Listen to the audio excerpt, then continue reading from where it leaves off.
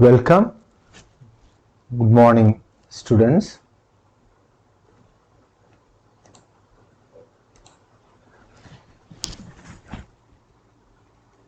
Today I have taken a topic of fluorimetry. Fluorimetry is having a slight variation from colorimetry and UV spectroscopy, which I have not till now uploaded. I will do it later. This I am discussing about purely for a practical session, which, as in the COVID situation, it will be difficult for you to perform. So I hope this class will be helpful for that.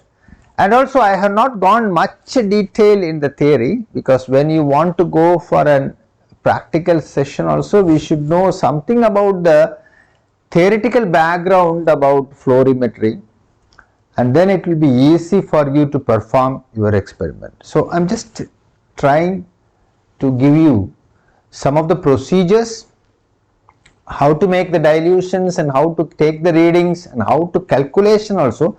I have given some examples in the last two slides. We will just go through it. First we will start with actually fluorescence spectroscopy or spectrofluorometry is nowadays available. Very sophisticated and very interesting instruments are available, which will give you the complete output with printout once if you prepare your sample solutions in their proper dilution according to the pharmacopoeial procedure. So it will be easy for you to get the data, but this is that instrument, that is what I am telling, the spectrofluorometry, which is connected with digital display, and as well as it is connected with the CPU system. So it will be easy for you to get data in a hard copy itself. It's possible, and soft copy can be saved for the further process. But today we are going to discuss about this digital photo fluorimeter, which is available in most of our colleges, and even our institution also we have. And you can say this display, just it is in display is shown, a small display which you will get the reading of the emission spectroscopy, and it is used by filters.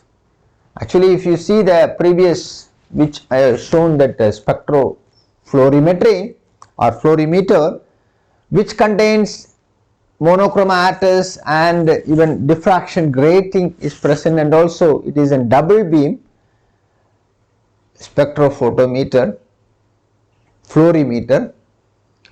So this is but single beam. So first you should know about single beam and double beam. It's very simple. In single beam we have to keep every time the standard and sample, and we have to take, because the beam comes only and falls on the cuvette, only one cuvette or one specific cuvette can be inserted in the instrument. But in the double beam you can keep reference and the sample together. The beam will be split into two, and it can be compared and compared, and automatically you will get the difference, and your calculation part will be reduced, and your time will be reduced, and the accuracy will be increased. So there are many advantages in the double beam. The beam itself, in double beam fluorimetry or spectroscopy, double beam instruments, they will be having reference and the sample in the same time. That is a simple. Once you know the single beam, it's possible for you to draw the schematic diagram of the instrumentation, because when you are studying in theory, it is necessary for you to know about all the sources and what type of monochromatics is used and what type of materials is used, especially in one system. for the cuvette, and what type of materials cannot be used, which rays which will be having hindrance with the determination, all these things you have to mention very clearly. Anyhow, we will go in detail about this instrument which is using filters. There is, I have shown two filters which is just you can see in my 2 times I have shown. That means there are many filters will be there. According to the sample you have to change the filters. Filters, they will select the particular nanometer. Same like monochromators, they are also selecting the particular nanometers which have to be fall on the object or in the detector. That is what here there is. We are using two in a right angle place. They used to keep, one is primary filter, another is secondary filter, because fluorimetry is about emission of the light or the fluorescence which is obtained from the material have been detected. So how the fluorescence will occur? So it needs to absorb a radiation of light, and after it get excited, the molecules will get excited to the excited state, and it returns to the ground state by emitting a wavelength shorter than the previous wavelength. That means the energy is lost, and low energy emission will take place in fluorescence. That is what you have to remember. Always you have to remember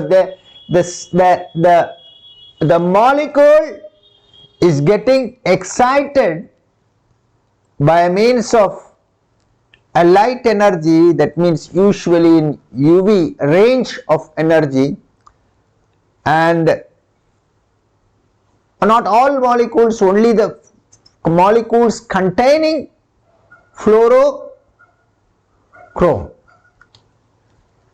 like we are studying the chromophore, oxochrome, like that which you have studied in your UV spectroscopy of UV, the molecules which contains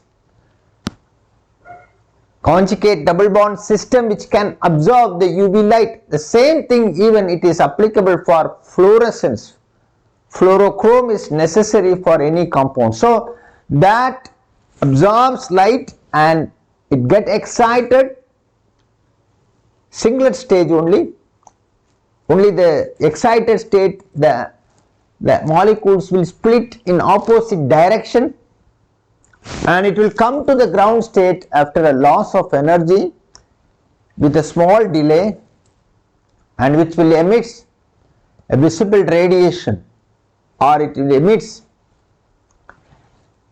a long wavelength but low energy of wavelength can be emitted. So that emitted light, if you want to record or if you want to measure by means of a detector, photomultiplier, you need another filter to allow only the emitted wavelength or only the wavelength to fall on the detector. So that is why we are having excitation filter and also emission filter. So two filters are used. Specifically you have to remember this is the main difference, and as a student if you mention this, it will be very much comfortable for the evaluator to evaluate your paper.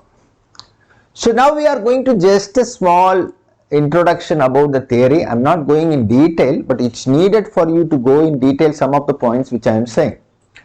And you can see here this is a picture, it's an introduction. You can see they are shown at S1, T1 and S0. In that you can see the light which falls, and it is, you can see that there is an inter-system crossing, and it will go to triplet stage, and that is called phosphorescence. But without inter-system crossing, goes to the excited state and comes back to the ground state by emission of light, that is the fluorescence. And we have shown quenching, energy transfer, non-radiative issues will be there in fluorimetry especially. Quenching is an important question in theory. I am not going to detail about that, but at least You can have a small thinking. Quenching means it is also an error which can be observed. What theoretically we are expecting some emission of light can be quenched by means of itself also. Concentration quenching is there, static quenching is there, chemical quenching is there. So environmental factors, there is various type of quenching may affect the experiment, so that they will ask you about what do you mean by quenching in fluorimetry. So the students have to read in detail in theory. That's what I want to say here in this junction. We'll just go to the introduction and we'll go to the practical section very fast. That will be interesting instead of going for a lengthy class. So when a molecule absorbs light, an electron is promoted to a higher excited state, generally a singlet state, but may also as a triplet state in phosphorescence. Triplet state means you have to remember phosphorescence only. Understand? The excited state can get developed in several ways. The molecule can close its energy non-radiately by giving its energy to another absorbing species in its immediate vicinity, energy transfer, or by collision with other species in the medium. If an excited state triplet overlaps, triplet phosphorescence, that is what I am telling, because it's not needed, but generally we should know what is the difference between phosphorescence and fluorescence. So because phosphorescence instruments we are not going to study, but just we should know what is the difference. The excited state, triplet state of the molecule, that is overlaps with the excited state singlet. The molecules can cross over, that is a picture which we have shown, cross over into triplet state. This is known as intersystem crossing. If the molecule then returns to the ground state, that is T1 to S0, which we have shown in the previous slide, returns to the ground state by emitting light, that process is called phosphorescence, triplet state. But for fluorescence it is not the thing. Understand? Can you follow? In this picture you can see we have mentioned ground state electronic stage, lower excited singlet stage, lower excited triplet stage. So you see the first one is absorption, the one blue color arrow, which absorption, when the light is fall on a molecule, it get excited and lower excited singlet state it goes. And number two, when it comes back after a loss of a small, you can see a small loss of energy, vibrational relaxation or vibrational energy, it comes back to the ground state, that is also singlet state, that is called fluorescence. And number three, I have shown it is as a phosphorescence in the triplet stage. It is not coming to the two directly to the ground state, it just goes to the lower excited triplet stage. What is the triplet state? What is the singlet state? Just see here in the left, in the left or the right hand side of the slide, you can see that is singlet of a molecule is shown by two arrows. You might have studied about the quantum number in the physical chemistry when you have studied these things very detailedly, I think so. If not, just remind that the molecule when it is singlet ground state, you can see the arrow up and down in opposite position, and you can see that singlet state excited, they are excited state, that is also singlet, but it is moved from that parallel position nearby. But in triplet state they are in the same direction, that is the difference. But it is not coming to the fluorescence, our explanation, it comes to only phosphorescence. So in the picture we have shown that the electronic configuration picture, you have to know that vibrational relaxation, intersystem crossing when takes place in phosphorescence, and internal conversion takes place when there is an absorption of light for a molecule in a normal condition. The process is involved by the involving photons, that is what shown by means of the arrow blue and red is rationalist transitions. Sorry, not transaction, transitions. So transitions are very important when you are studying UV spectroscopy. Molecular transition like pi to pi star, pi to pi star, n to pi star, n to sigma star, these type of transition takes place in absorption of the light, which gives the electronic configuration. That we have Woodward's-Fisher's rule to calculate the absorption of light by various compound can be determined by means of the chemical structure of the compound. That's also I am planning to discuss in one class regarding Woodward's-Fisher's rule, how to calculate the light absorption of the light and even absorption of the light by the organic molecules. Can also have a discussion, it will be helpful for in the degree level. And also I have to explain about the Beer-Lambert's law, how it works regarding the thickness of the medium and concentration of the solution have an impact in light absorption and light transmission and light, how it can be measured by detected by means of a photomultiplying tube. These all having a discussion in separately. So when you come to here the picture again shown to have just an idea about fluorescence, how it in radioactive, and also about the triplet state enters of the phosphorescence and quenching and energy transferring of environmental factors which may affect the in the fluorescence of any compounds have to be detailed you have to study. The molecule can partially dissipate its energy by undergoing configurational changes and relax to the lowest vibrational level of excited state in a process called vibrational relaxation. If the molecule is rigid and cannot vibrational relaxation to the ground state, it then returns to the ground state from S1 to S0 in the picture by emitting the light. That's what the difference between phosphorescence and that is fluorescence. So it emits the light. The process is called fluorescence, which I have not mentioned previously. I told emits light with a loss of energy in a higher wavelength.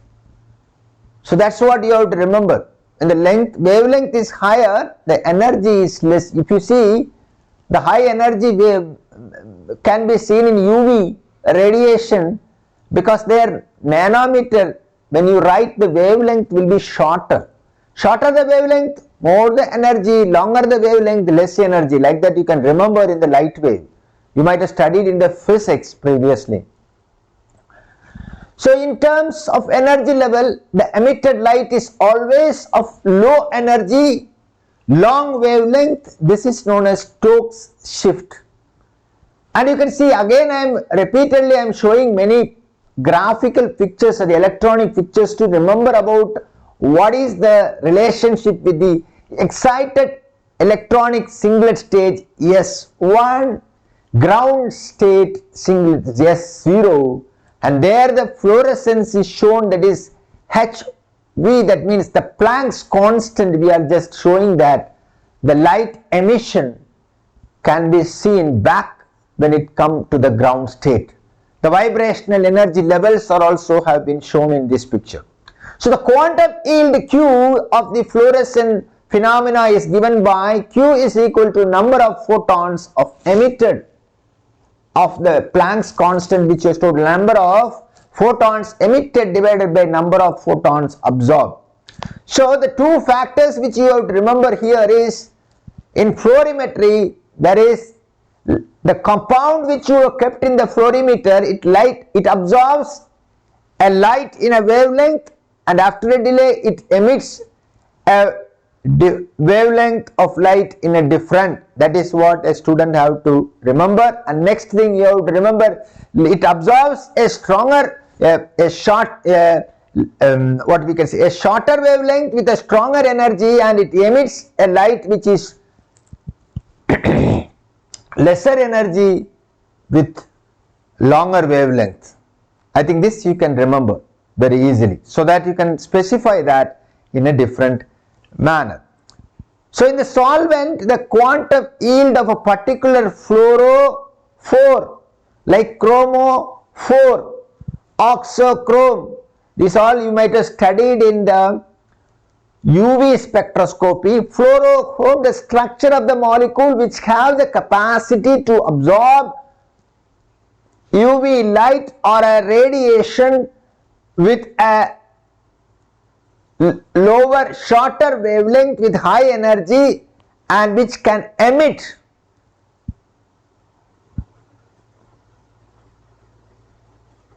a higher wavelength with low energy visible radiation light, can be emitted and it can be detected, and which is proportional to the amount of the substance present in the sample. By that you can perform an assay, quantitative estimation can be analyzed.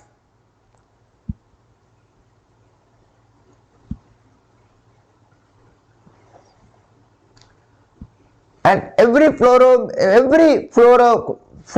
will have a characteristic fluorescence spectrum. And this is a experimental setup of the fluorimeter, a source of light, excitation monochromator which specified wavelength after filters can be used, or a monochromator can also be used in the spectrofluorometer, but in our instrument we are using filters, so it can be called as primary filters which can be used for the I0 which will fall on the sample which you have kept, and a mirror which is kept for you, and you can have in a right angle position.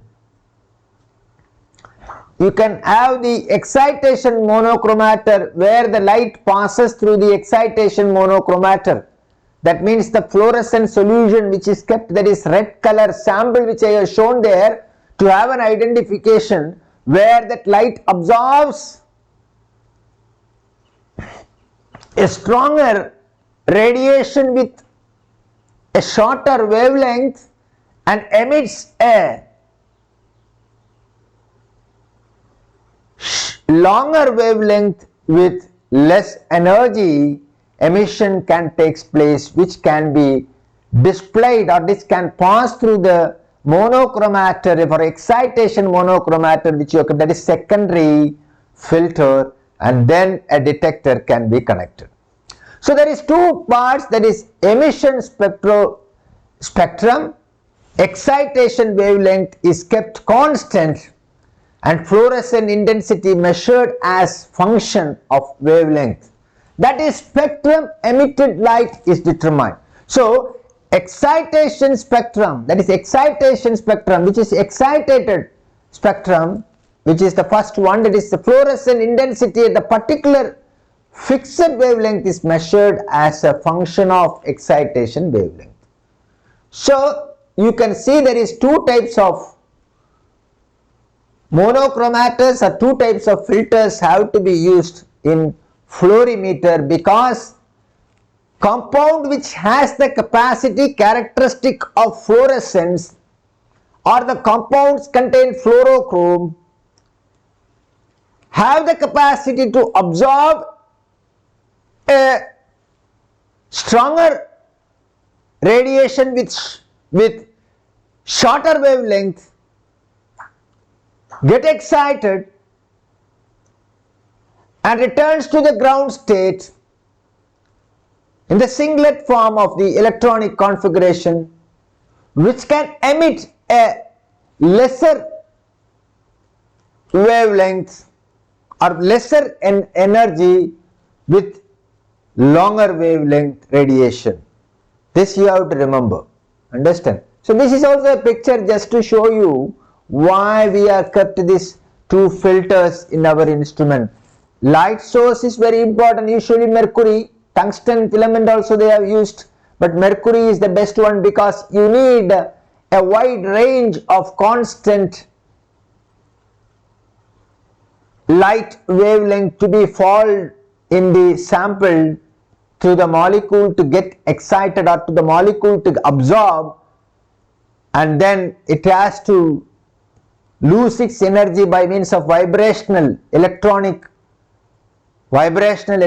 energy, and then it will release or it will emit the light which can be detected by the filter, second filter, that is secondary filter, and it can be detected by means of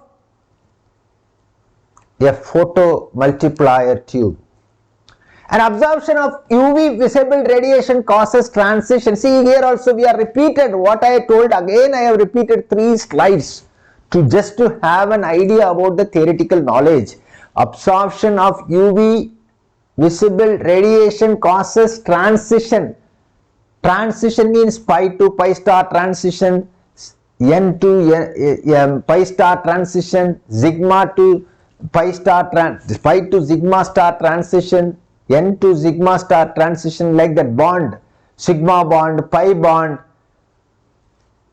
These all are the transition which occurs by the electron by singlet ground state to the singlet excited state. At the state of is that state, in excited state, it is unstable and it emits the energy in the form of UV visible radiation and returns to the singlet ground state.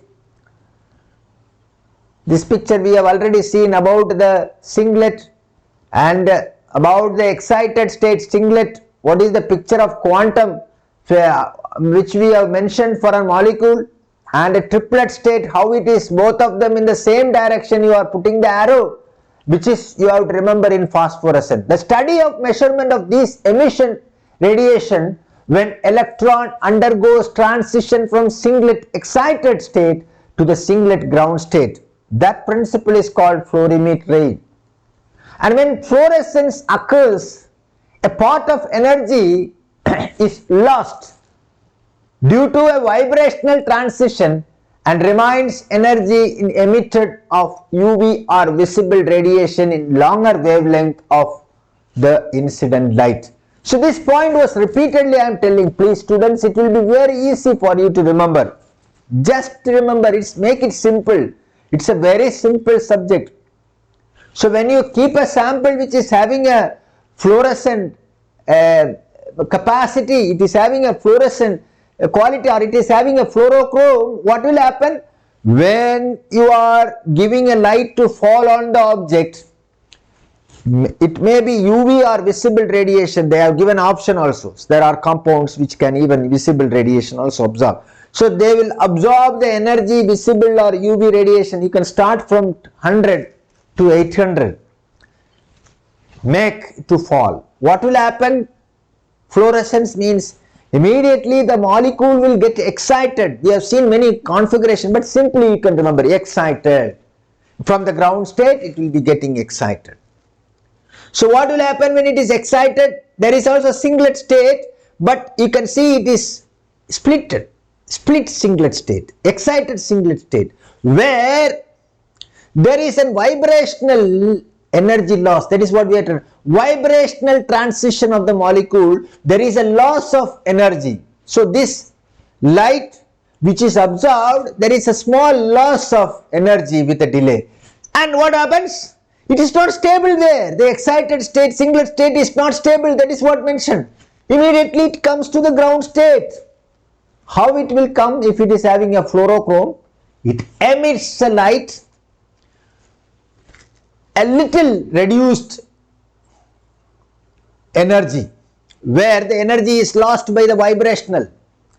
Understand, vibrational transition loss will be lost, so a little wavelength will slightly increase, the energy is less. So you can see it can be a visible or UV. Usually most of the compound they will absorb in in a UV radiation and emits in visible radiation, but we cannot say even visible and visible UV and UV is also possible, certain compounds, understand. Only thing is the wavelength will be longer and the energy will be lesser because there is a loss while it returns to the ground state.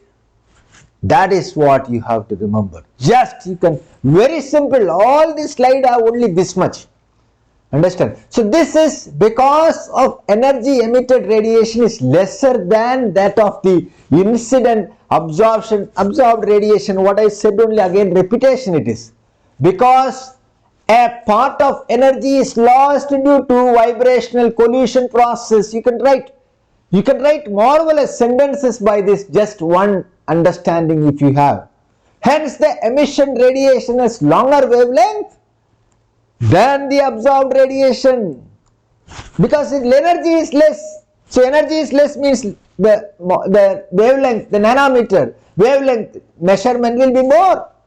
Understand? Very simple. 800 nanometer and 600 nanometer, which is more energy? If you know, you have to say that is 800 is longer wavelength, so energy is less. 600 is shorter wavelength, energy is more. That's all simple. Like that, you can just, while studying or remembering, you can remember this and you can make your exams and your writing and the expressions of answer will be very interesting. The wavelength of absorbed radiation is called as excitation wavelength and that of emitted radiation is called the emission wavelength, and these two, excited wavelength and the emission wavelength, are specific and characteristic for a giving substance under ideal conditions. Less number of molecules absorb lesser radiation and so emit lesser radiation. Similarly to greater number of molecules emit more radiation. So that is about the quantity. Amount we are telling about Beer-Lambert's law, but it has some small limitations in fluorimetry. It should be highly diluted. High concentrations, they will be having quenching. So it may not, your results may not be proper. So quenching is very important theory which you have to study when you are writing theory about fluorimetry. Now we are just going to a small we are going to the practical session. Directly we are jumping after giving some introduction. Using Beer-Lambert's law, you know Beer-Lambert's law, that is Beer's law, Lambert's law, together they will be, when you are derived, it is called Beer-Lambert's law. Lambert's law, you might see, that is thickness of the medium is directly proportional to the transmitted light, that is light which is transmitting from an object. There is a, it will be the decrease in the transmitted light is directly proportional to the or you can say inversely proportional to the thickness of the medium. So and also concentration, Beer's law, we can say the concentration increases according to the transmitted light will decreases. That is what inversely proportional also you can write, they might have clearly they might have explained with the constant. From that only we got this equation, F is equal to Q I0 A CT. What is this ATT, ACT are the constituents actually, that is they are constants. When you talk about Q, I0, A and T are the constants. C is the concentration of the substance according to your preparation, dilutions. And Q constant of for a particular substance system, and I0 incident light which you are taking, that a constant for an instrument, and A is a molecular extinction. Some books they have mentioned is A in a epsilon, and A is the extinction coefficient which is constant for a substance, and T is the path length, that means path length, the thickness, you can say path length, a constant for a usually 1 centimeter for sample cell, and C concentration of the substance. And therefore F is equal to fluorescence is equal to Kc. K stands for represents the combined of all the constants which I have explained there, Q, I0, A and T. And you see F is equal to Q I0 A CT. By the above formula, it states that the fluorescent intensity is directly proportional to the concentration of the substance. But, there is but. What is that but? You should know. Why? We cannot say it is always directly proportional. Why? You think that? It is true that low concentration, it can work. And at high concentration, deviations are there. Why? Because of quenching occurs the fluorescence not proportional to the concentration when it is high concentration. Because concentration quenching is there.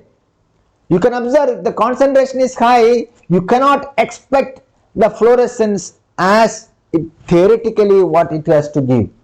So this is due to the phenomena of self-quenching or concentration quenching, in which the emission radiation before falling on the detector, so it being observed and re-emitted by adjacent molecules and leads to internal circulatory energy. But students, are necessary for you to see quenching in detail, and with examples you have to mention when they have asked in theoretically questions. You have to write about what is the various methods and examples, and chemical quenching, concentration quenching, static quenching, and environmental quenching, and also instrumental, sometimes what is atmospheric condition. All this having impact for the fluorescent measurement, so that the errors which you have to mention clearly about the various types of quenching in fluorescence is one of the important questions usually they used to ask in theory. So now we will come to the procedure for practical to perform estimation of quinine sulphate. Slightly it is not seen. Quinine sulphate. Quinine sulphate. We are going to discuss about quinine sulphate. To determine, for example, the aim of the experiment to determine the amount of quinine sulphate present in the quinine sulphate tablet actually, and a standard by means of a standard curve by fluorimetry. So tablets which is taken for this purpose is quinosol. Actually quinosol tablet is not available now. It is, I think now various other tablets are available. Quinosol is, I think, Cipla is 300. The quinosol sulphate, when I did experiment, we used by this quinol tablet, so that's why I am just mentioning this tablet. But you can perform with another tablet. What is I have done, the label climb you can find out, and the same calculation can be done, and very easily you can perform this experiment. Very easily. Try to listen to this lecture and you will perform. In your lab alone you can perform, or you can with the help of your professors and with the help of your teachers, it is possible for you to perform this experiment very simply, and it will be interesting for your future. So you see, quinine sulphate IP 300 milligram is present in the tablet. Preparation of the standard is very important. First you have taken the standard, first you have to prepare, because standard curve method. So standard preparation, you are going to a dilution of quinine sulphate. The original sample of quinine sulphate should be there in your lab. That is very important. You have to ask your lab storekeeper to purchase quinine sulphate original sample and some tablet which contain with a label claim of quinine sulphate. Your experiment can be performed very interestingly. So you can see, first you have to prepare a standard curve. Prepare a series of dilution of quinine sulphate in a concentration of 0.1 microgram ml, very low concentration, and 0.2 microgram ml, and 0.3 microgram per ml, and 0.4 microgram per ml, and 0.5 microgram per ml. How you are going to perform? Take a standard flask of 250 ml capacity as shown in the picture, and now 250 milligram. Nowadays digital balance are there, so it's very easy for you to measure. 250 milligram of quinine sulphate, transfer it very carefully, and without any type of loss you have to transfer this 250 milligram of quinine sulphate into 250 ml standard flask as shown in the picture, and dilute it with 0.1 normal sulfuric acid. That is the main solvent you have to use for whole experiment. 0.1 normal sulfuric acid prepared in distilled water. Don't forget, you have to use analytical standard of distilled water. So what is the concentration of the first solution? It will be 1 milligram per ml, or you can say 1000 microgram per ml. Your aim is to prepare 0.1, 0.2, 0.3, 0.4, 0.5 microgram per ml solution. So from that you transfer to 100 ml standard flask 5 ml. So, and make up the volume to 100 ml standard flask. You calculate, immediately it will become 50 microgram per ml concentration. And take another 100 ml and transfer 10 ml from this dilution. And what will be the concentration? It will become 5 microgram per ml. Listen, it is very interesting. Watch the slide. And take 5 standard flask, 100. Keep ready. Pipette out 2 ml. And you will get 0.1 microgram per ml solution. Make up the volume with 0.1 normal sulfuric acid. And again 4 ml transfer to the next one. It will become 0.2 microgram per ml. Make up the volume with that means 0.1 normal sulfuric acid. Next 6 ml. It becomes 0.3 microgram per ml. And next is, you can see 8 ml. It becomes 0.4 microgram per ml. And next is 10 ml. And you will get 0.5 microgram per ml. Take a graph. Make the x-axis as shown in the picture 0.1, 0.2, 0.3 equal distance. Make it micrograms concentration in x-axis. And in y-axis fluorescence. What is absorption in the instrument after selecting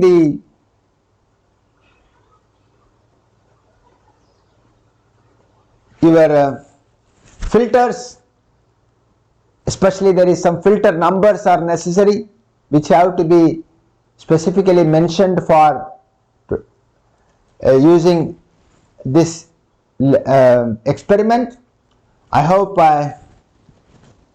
I missed to mention that, but anyhow it is necessary to, you can see the IP in that clearly they might have given Indian pharmacopoeia, what is the primary standard and what is the secondary standard. In the video I have added, but specifically in the slide I did not add, I think so.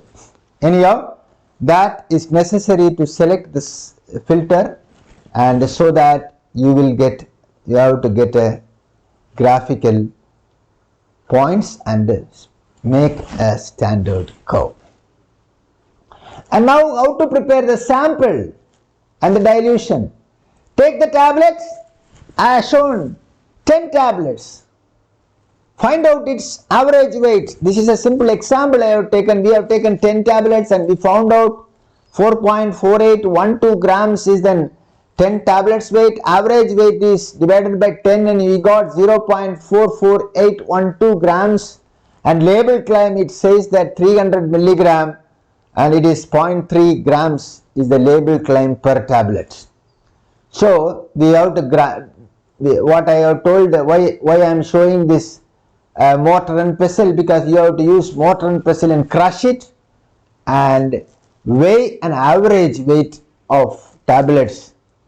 You have to weigh tablet equivalent to, you have to calculate equivalent to 250 milligram, because you have prepared a solution of 250 milligram of quinine sulfate and prepared 0.1, 0.2, 0.3 as a standard solution. So your dilution should also comes to the same dilution. That is why we are taking a equivalent amount of 250 milligram from the tablet weight, because 300 milligram is the tablet weight of each tablet. So you have to calculate average weight of the tablet divided by the label claim into the required. How much you required? It is 0.0 or 0.2. You need a powder equivalent to 250. So you have to multiply by 250 milligram. That means 0.25 you have to mention, and so that you will get how much milligram I have to calculate. There is a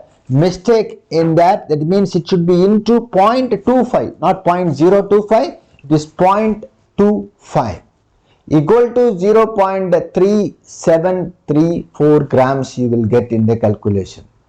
So you see the weight of the powder taken is 0.3736 grams you have taken, because you know that it contains 250 milligram approximately, and we are going to find out what is the exactly present.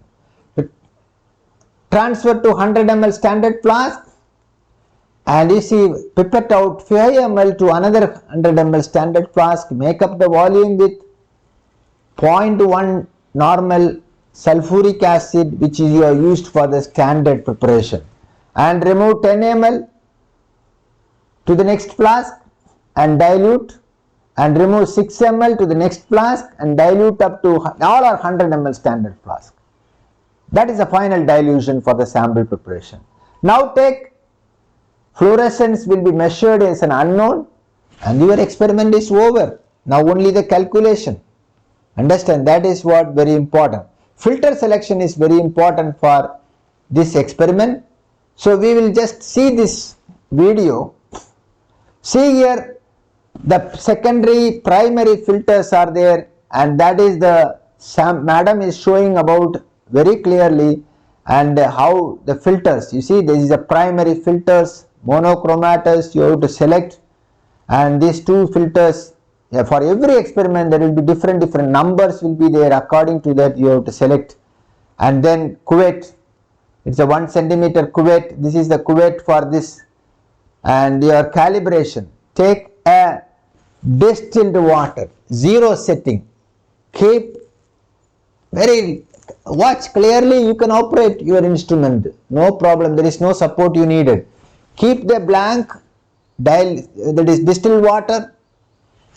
There is a knob which having an 2-3 sensitivity will be there, low sensitivity you keep, and the calibration curve lowest place you keep, and adjusting the coarse adjustment and the fine adjustment, make it 0. If it automatically comes 0, forget about that, no need to touch this knob.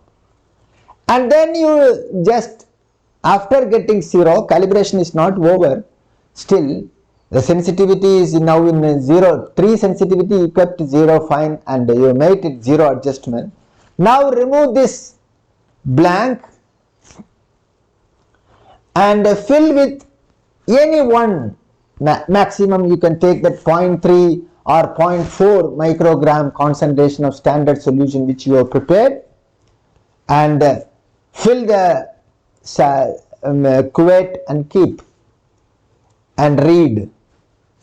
And the reading may not be proper, so what you have to do is change it to the press, that is the she is pressing, you see, that is also you have to press for the reading. There is a knob, and press it and make it to the higher sensitivity.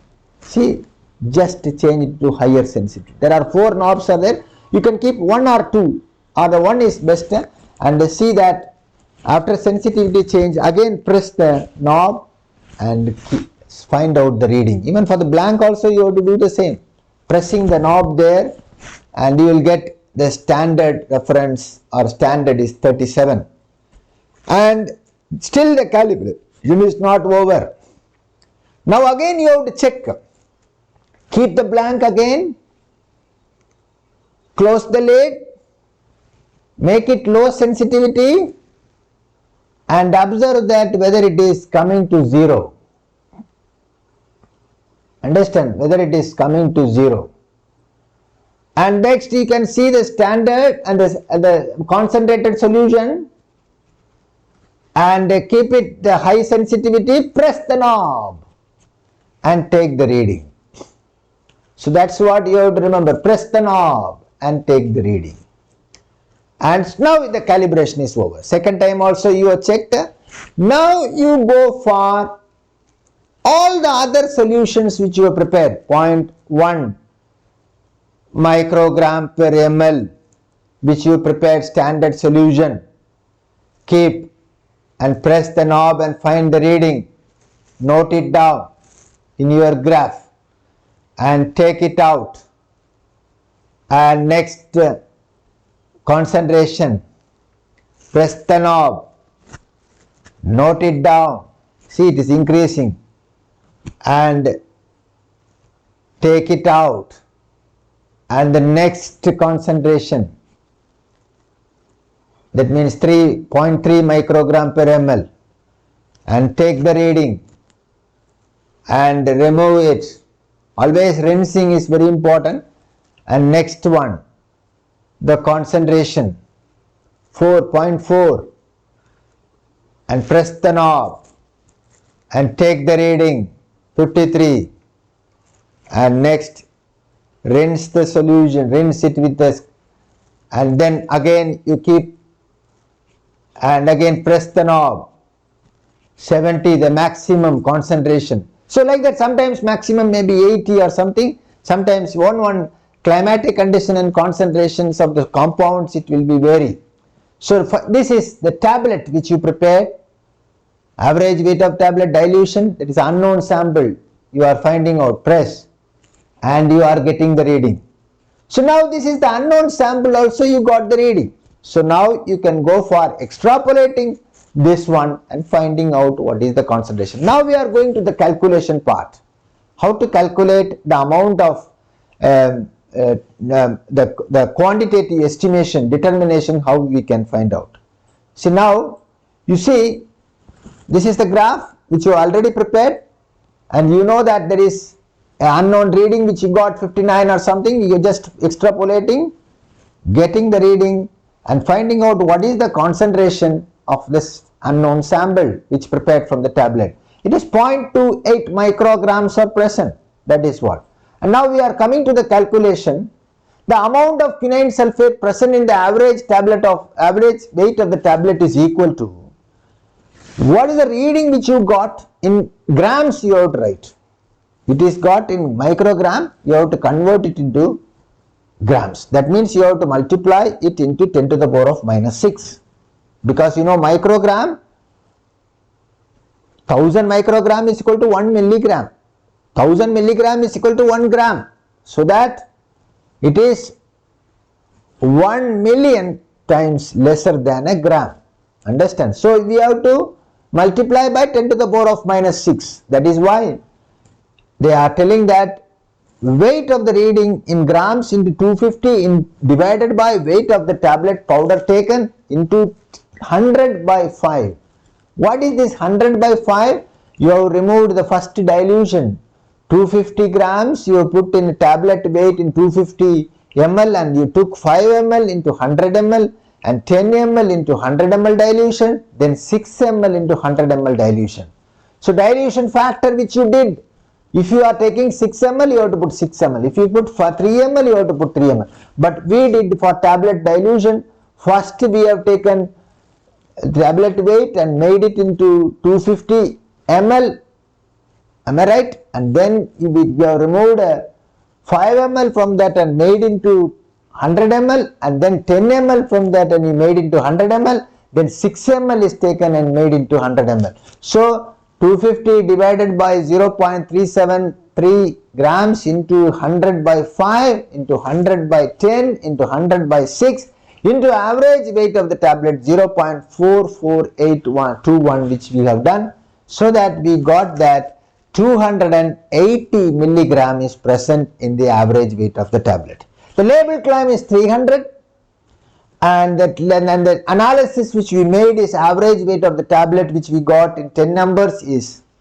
280 milligram. So 94% of the QC. So the QC have to undergo by according to the pharmacopoeia limits, because the average weight and the experiments can be repeated and then it can be released. The quality control is the important department which have the control over the release of the tablet for marketing. So that is what today's class to know about the experiment. Don't forget, I did not add about the quinine sulphate, what all the filters, primary filters and secondary filters number I did not mention, only in that video by the madam when he shown, I thought I did not mention about that. So it is necessary for you to refer about what all the what is the importance of primary filter and secondary filter in fluorimeter, and how to perform the fluorimetric experiments is clearly explained for you. Thank you for being with me. I hope this class will be useful.